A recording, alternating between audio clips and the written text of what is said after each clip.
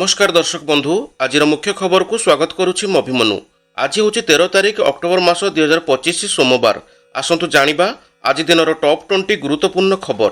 आजिर प्रथम बड़ खबर, ओडिया डाक्तरी छात्र को गणदुष्कर्म घटना 3 जन अभियुक्त को गिरफ्त करिछि पश्चिमबंग दुर्गापुर पुलिस। फेरार थिबा अन्य अभियुक्त मानकु पुलिस खोजाखोजी करुछि। सेपटे पश्चिमबंग में गणदुष्कर्म शिकार होइतिबा झीर बापांक सहित फोन जोगे कथा होइचंती मुख्यमंत्री श्री मोहन चरण माझी। समवेदना जणाइबा सहित राज्य सरकार समस्त प्रकार सहायता प्रदान करिवे बोली प्रतिश्रुति देइचंती मुख्यमंत्री बोली खबर मिलिछि। परवर्ती खबर, कार्तिक मास आरंभरू बेलगम परिबा दर। आलू और पियाज को छाड़ी प्राय सबु परिबा 50 टंका उपरे रहिछि। लोके कार्तिक मासरे आमिष खाउ नथिबा बेले पनीपरिबा को अधिक गुरुत्व देइथांती। आलू और पियाज को छाड़देले कंचा परिबा दर अति कम रे 50 रु 60 टंका उपरे रहिछि। बीन्स दर 120 टंका उपरे अछि। सेहीपरि भावे देशी पोटल 80 रु 100, भुवनेश्वर रे बीन्स किलो 130 रु 150 छुईंची, भेंडी 70, बिलाती 40 टंका, बैगण 60 टंका, पोटल 80, जह्नी 70 रु 80 टंका, कंचा कदली गोटाक 10 रु 15 टंका बिक्री होतुवा बेले कुंदुरी किलो 40 टंका पार करिछि। राज्य प्राय सबु स्थान रे दर प्राय समान रहितिबा सूचना मिलिछि, जहाको नै साधारण लोकक मध्य आशंका देखा देइछि। परिबा दर को देखि पूर्वरु किले किणुथुवा ग्राहक एवं अधा किले किनिया पई 4 थर चिंता करुछंती। परिबा दर एबे लोकंकर मासिकिया बजेट उपरे भारी प्रभाव पकाउतुबा खबर मिलिछि। परवर्ती खबर, चरम सीमारे पहुंचला चीन। अमेरिकार वाणिज्य युद्ध चीन उपरे 100% तारिफ लागू करने घोषणा करिसेंती अमेरिका राष्ट्रपति डोनाल्ड ट्रम्प। समस्त चीन आमदानी उपरे अतिरिक्त शुल्क लागू करने से घोषणा करिसेंती। आसंता नवेम्बर मास 1 तारिख यह लागू हेबो। ट्रुथ सोशल जरिया ट्रम्प यही घोषणा करिथिबा खबर मिलिछि। परवर्ती खबर, अफगानिस्तान पाकिस्तान मध्य घमाघट संघर्ष। सीमारे दुई सेना मध्य गुली वर्षा जोरदार चली। पाकिस्तान 58 जन सैन्य को निहत करिथिबा दाबी करिछि तालिबान। काबुल उपरे पाक मिसाइल मार करिबा परे कड़ा जवाब दउछि अफगानिस्तान। परवर्ती खबर, गोटिए दिन में कोटिपति बनिगले जड़े ट्रलर मालिक। समुद्रରୁ ମାଛ ମାରିବାକୁ ଯାଇ ଜାଲରେ ଲାଗିଛି 90ଟି ତେଲିଆ ଭୋଲା ମାଛ। ଏହାକୁ କୋଲକାତାର ଗୋଟିଏ ଫାର୍ମ କମ୍ପାନୀ ମାଲିକ अजित बाड़ाई 1 कोटी टंकार किनिचंती। सूचना अनुसार गत शनिवार पश्चिमबंगर आशिक खान नामक जड़े ट्रलर मालिक मझी समुद्र को माछ मारिया पई जाइथिला बेले तांको जालरे 90टी बड़ बड़ तेलिया भोला माछ लागिथिला।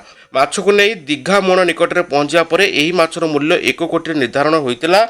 आउ एहाकु किनिया पई कोलकातार एक बड़ फार्म कंपानीर मालिक अजित बाड़ाई पहुंची 90टी माछ को 1 कोटी टंकार किनि नैथिले। गोटे गोटे माछर ओजन प्राय 30 रु 35 केजी रहितिला। एही माछर विभिन्न अंश औषध तैयारी व्यवहृत होइताय, सेतिपई एहा अधिक मूल्य बिक्री होइतिबा खबर मिलिछि। परवर्ती खबर, बिहार निर्वाचन पई एनडीए और जेडीयू मध्य सीट भागबंटा प्राय चूड़ांत होइछि। मोट 243 आसन मध्यरु जेडीयू को सर्वाधिक 102टी आसन मिलिथिबा चर्चा हेउछि। द्वितीय रे रहिछि बीजेपी को जेडीयू रु गोटिए कम अर्थात 101टी आसन लढ़िबो बोली सूचना मिलिछि। परवर्ती खबर, सेनार अग्निपथ योजना पई आसंता 22 तारिख रु 26 तारिख पर्यंत भुवनेश्वर सैनिक स्कूल एक नियुक्ति शिविर अनुष्ठित हेबो।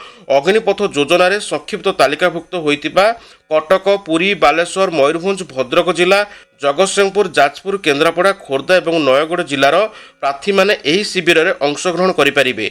संक्षिप्त तालिकाभुक्त प्रार्थी मानकु सेमानकर पंजीकृत ईमेल आईडी रे प्रवेश पत्र पठा जाइछि। सेमाने नियुक्ति शिविर में शारीरिक सुस्थता और डाक्तरी परीक्षार सम्मुखीन हेबे। भारतीय सेनार वेबसाइट रु प्रार्थी माने निजर प्रोफाइल लॉगिन करी नियुक्ति शिविर पई प्रवेश पत्र डाउनलोड करें। नियुक्ति शिविर को नहीं कौन ठकामी करने किंबा नियमर अपव्यवहार करने क्षेत्र में कठोर कार्यानुष्ठान ग्रहण कराजियो बोली सेना पक्षर कहुଯାଇଛି। ए संक्रांत में कौन प्रश्न पाई प्रार्थी माने कटक सेना नियुक्त कार्यालय सहित 067123052280 आ गोटे मोबाइल नंबर होची 9437162280 यही फोन नंबर में जोगाजोग करें बोली सूचना मिली। परवर्ती खबर, महिला विश्वकप रे भारत को 3 विकेट हरैला ऑस्ट्रेलिया। विशाखापाटना खेला जाइथिबा आईसीसी महिला विश्वकप रे एक रोमांचकर मैच रे भारत को 3 विकेट हराई देइछि ऑस्ट्रेलिया। भारत पक्षरु 331 रन एक बड़ विजय लक्ष्य रखा जाइथिबा बेले ऑस्ट्रेलिया 49तम ओभर रे याको हासिल करनेथिला। ऑस्ट्रेलिया दल पक्षरु अधिनायिका आलिया हिली 142 रन एक मैच विजय इनिंग्स खेलिथिले। सेहीपरि Ellyse Perry 47 run, Ashleigh Gardner 45 run କରିଥିଲେ। ଭାରତ ପକ୍ଷରୁ ଶ୍ରୀଚାରିଣୀ 3ଟି ୱିକେଟ୍ ନେଇଥିବା ବେଳେ ଦୀପ୍ତି ଶର୍ମା ଅମନଜିତ କୌର 2ଟି ଲେଖାଏଁ ୱିକେଟ୍ ନେଇଥିଲେ ବୋଲି ସୂଚନା ମିଳିଛି। ପରବର୍ତ୍ତୀ ଖବର, କଟକ ଦୁର୍ଗାପୂଜା ମୂର୍ତ୍ତି ବିସର୍ଜନ ଶୋଭାଯାତ୍ରା ସମୟରେ ସଂଘର୍ଷରେ ଆଉ 4 ଜଣଙ୍କୁ ଗିରଫ କରାଯାଇଛି। ସଂଖ୍ୟା ଏବେ 13କୁ ବୃଦ୍ଧି ହୋଇଛି। ଅକ୍ଟୋବର 3 ରାତିରେ ଘଟଣା ଘଟିଥିବା ସ୍ଥାନ ନିକଟରେ ଲାଗିଥିବା ସିସିଟିଭି କ୍ୟାମେରାର ଫୁଟେଜ୍ ଆଧାରରେ ପୋଲିସ ସେମାନଙ୍କୁ ଗିରଫ କରିଥିବା ସୂଚନା ମିଳିଛି। ପରବର୍ତ୍ତୀ ଖବର, ପ୍ରାର୍ଥୀ ଚୟନ ପାଇଁ ନୂଆପଡ଼ା ଗଲା ବିଜେଡିର ଏକ ବଡ଼ ଟିମ୍। ନୂଆପଡ଼ା ବିଧାନସଭା ନିର୍ବାଚନ ମଣ୍ଡଳୀରେ ଗ୍ରାଉଣ୍ଡରେ ସ୍ଥିତି ପରଖିବେ ବିଜେଡିର ବରିଷ୍ଠ ନେତା ଦେବୀପ୍ରସାଦ ମିଶ୍ର, ସଞ୍ଜୟ ଦାସ ବର୍ମା, ଅତନୁ ସବ୍ୟସାଚୀ ନାୟକ, ପ୍ରଣବ ପ୍ରକାଶ ଦାସ, ଟୁକୁନି ସାହୁ ପ୍ରମୁଖ ନୂଆପଡ଼ା ଗସ୍ତରେ ବର୍ତ୍ତମାନ ଯାଇଛନ୍ତି। ବିଜେଡିର ସ୍ଥାନୀୟ ନେତାଙ୍କ ସହ କରିବେ ଆଲୋଚନା। ସ୍ଥିତି ଅନୁଧ୍ୟାନ କରି ଫେରିବା ପରେ ବିଜେଡି ସଭାପତି ଶ୍ରୀ ନବୀନ ପଟ୍ଟନାୟକଙ୍କୁ ଦେବେ ରିପୋର୍ଟ। ଏହି ରିପୋର୍ଟ ଆଧାରରେ ଜିତିବା ସମ୍ଭାବନା ଥିବା ପ୍ରାର୍ଥୀଙ୍କର ନାମ ଘୋଷଣା କରିବେ ବିଜେଡି ସଭାପତି ନବୀନ ପଟ୍ଟନାୟକ। ଜଣେ ଆଦିବାସୀ ନେତାକୁ ବିଜେଡି ପ୍ରାର୍ଥୀ କରିପାରେ ବୋଲି ସୂଚନା ମିଳିଛି। ପରବର୍ତ୍ତୀ ଖବର, ଆଫଗାନ ସାହସକୁ ପାକିସ୍ତାନ ପରୀକ୍ଷା ନ କରୁ ବୋଲି ଆଫଗାନ ବୈଦେଶିକ ମନ୍ତ୍ରୀ ଦୃଢ଼ ମନ୍ତବ୍ୟ ଦେଇଛନ୍ତି। ତାଲିବାନ ବୈଦେଶିକ ମନ୍ତ୍ରୀ ଅମିର ଖାନ ମୁତ୍ତାକି ଶୁକ୍ରବାର ଭାରତ ଗସ୍ତରେ ଆସିଛନ୍ତି। ନୂଆଦିଲ୍ଲୀର ହାଇଦ୍ରାବାଦ ହାଉସରେ ମୁତ୍ତାକି ଭାରତୀୟ ବୈଦେଶିକ ମନ୍ତ୍ରୀ ଡକ୍ଟର ଏସ୍ ଜୟଶଙ୍କରଙ୍କ ସହ ଉଚ୍ଚସ୍ତରୀୟ ବୈଠକ କରିଛନ୍ତି। ଏହି ବୈଠକ ପରେ ଭାରତ କାବୁଲରେ ନିଜର ଦୂତାବାସ ପୁନର୍ବାର ଖୋଲିବ ବୋଲି ଘୋଷଣା କରି ଆଫଗାନିସ୍ତାନର ସାର୍ବଭୌମତ୍ୱ, ଅଞ୍ଚଳ ଅଖଣ୍ଡତା ଏବଂ ସ୍ୱାଧୀନତା ପ୍ରତି ଭାରତର ସମର୍ଥନକୁ ବ୍ୟକ୍ତ କରିଛନ୍ତି ଭାରତର ବୈଦେଶିକ ମନ୍ତ୍ରୀ ଏସ୍ ଜୟଶଙ୍କର ବୋଲି ସୂଚନା ମିଳିଛି। ପରବର୍ତ୍ତୀ ଖବର, 10 ଦିନ ପରେ ବି ଧରା ପଡ଼ିନାହାନ୍ତି ଚୌଦ୍ୱାର ଜେଲରୁ ଚମ୍ପଟ ମାରିଥିବା 2 ଜଣ କଏଦୀ। ରାଜ୍ୟର ସବୁଠାରୁ ସୁରକ୍ଷିତ ଜେଲରୁ ଫେରାର 2 ଦୁର୍ଦ୍ଦାନ୍ତ ଅପରାଧୀଙ୍କ ପତ୍ତା ଏଯାଏଁ ମିଳିପାରି ନାହିଁ।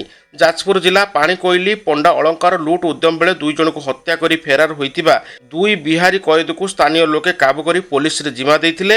ରାଜ୍ୟର ସବୁଠାରୁ ସୁରକ୍ଷିତ ଚୌଦ୍ୱାର ଜେଲରୁ ଫେରାର ହୋଇଯାଇଥିଲେ ଡକାୟତ ମଧୁକାନ୍ତ ଏବଂ ରାଜା ସାହାଣୀ।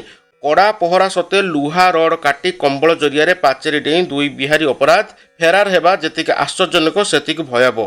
ପୋଲିସ 2 ଅପରାଧୀଙ୍କ ବିଷୟରେ ଖବର ଦେବାକୁ 50,000 ଟଙ୍କାର ପୁରସ୍କାର ରାଶି ଘୋଷଣା କରିବା ସହ ଚୌଦ୍ୱାର ଜେଲ୍ ୱାର୍ଡନଙ୍କୁ ନିଲମ୍ବନ କରି ଦାୟିତ୍ୱ ସାରି ଦେଇଛି। ଏଯାଏଁ କୌଣସି ପୋଲିସ ଅଧିକାରୀ ଏ ବାବଦରେ କିଛି ମୁହଁ ଖୋଲିନଥିବା ଖବର ମିଳିଛି। ପରବର୍ତ୍ତୀ ଖବର, ଏଣିକି ନିଜେ ଟେଣ୍ଟ ନେଇ ମନ ଇଚ୍ଛା ଦେଓମାଳିରେ ନାଇଟ୍ ଷ୍ଟେ କରିପାରିବେ ନାହିଁ ପର୍ଯ୍ୟଟକ। କାରଣ ଦେଓମାଳିରେ କଟକଣା ଲଗାଇଛି ପ୍ରଶାସନ। ସ୍ଥାନୀୟ ପ୍ରଶାସନ ଓ ଟୁରିଜିମ୍ ଡିପାର୍ଟମେଣ୍ଟ ପକ୍ଷରୁ ସିଧା କୁହାଯାଇଛି ଏଣିକି ଆଉ ଟେଣ୍ଟ ଲାଗିପାରିବ ନାହିଁ।